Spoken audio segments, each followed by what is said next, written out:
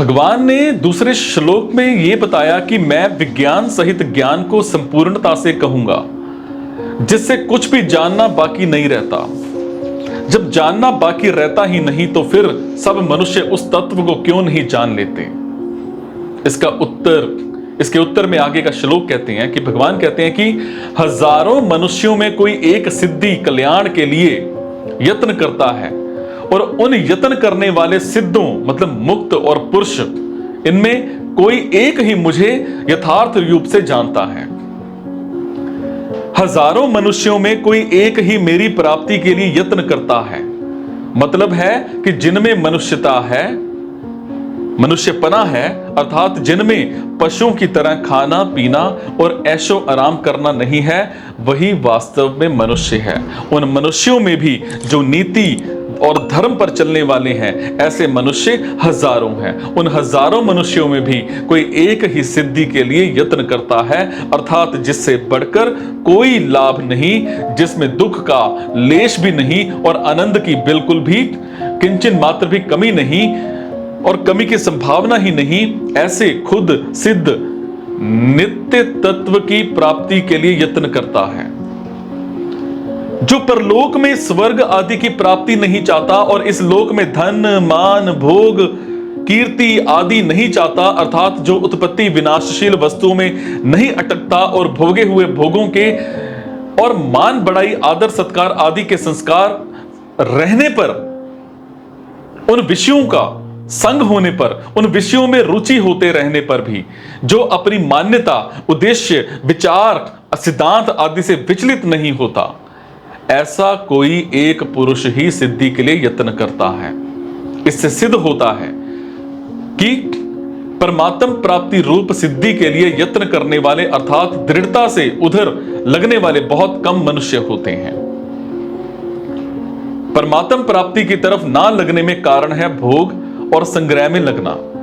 संसारिक भोग पदार्थों में सिर्फ आरंभ में ही दुख देता है या दुख दिखता है। मनुष्य प्रायः तत्काल सुख देने वाले साधनों में ही लगे रहते हैं और उनका परिणाम क्या होगा, इस पर वो विचार करते ही नहीं।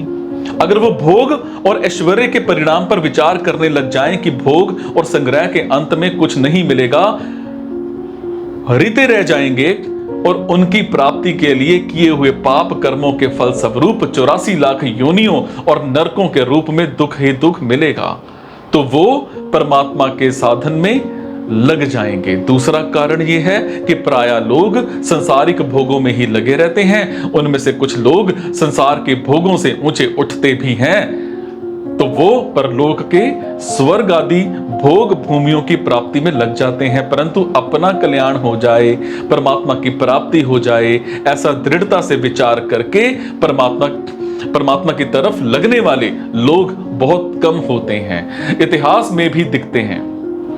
तो सकाम भाव से तपस्या आदि साधन भाव करने वालों के ही चरित्र विशेष आते हैं और कल्याण के लिए तत्परता से साधन करने वालों के चरित्र बहुत ही कम आते हैं। और वास्तव में परमात्म तत्व की प्राप्ति कठिन या दुर्लभ नहीं है। हालांकि इधर सच्ची लगन से तत्परता पूर्वक लगने वाले बहुत कम हैं। इधर दृढ़ता से ना लगने में संयोगजन्य सुख की तरफ आकृष्ट होना और परमात्म तत्व की प्राप्ति के लिए भविष्य की आशा रखना ही खास कारण है। लोग तत्व की कठिनता बताने वाले मानते हैं, परंतु वास्तव में यह श्लोक तत्व की कठिनता के विषय में नहीं है, क्योंकि परमात्म तत्व की प्राप्ति कठिन नहीं है। हालांकि तत्व प्राप्ति की उत्कट अभिलाषा होना और अभिलाषा की पूर्ति के लिए तत्वज्ञ जीवन मुक्त महापुरुषों का मिलना दुर्लभ है, कठिन है। यहां भगवान अर्जुन से कहते हैं कि मैं कहूंगा और तू जानेगा। तो अर्जुन जैसा अपने श्रेय का प्रश्न करने वाला और भगवान जैसा सर्वज्ञ कहने वाला मिलना दुर्लभ है, और वास्तव में देखा जाए तो केवल उत्कट अभिलाषा होना ही दुर्लभ है, कारण कि अभिलाषा होने पर उसको जानने की जिम्मेवारी भगवान पर आ जाती है।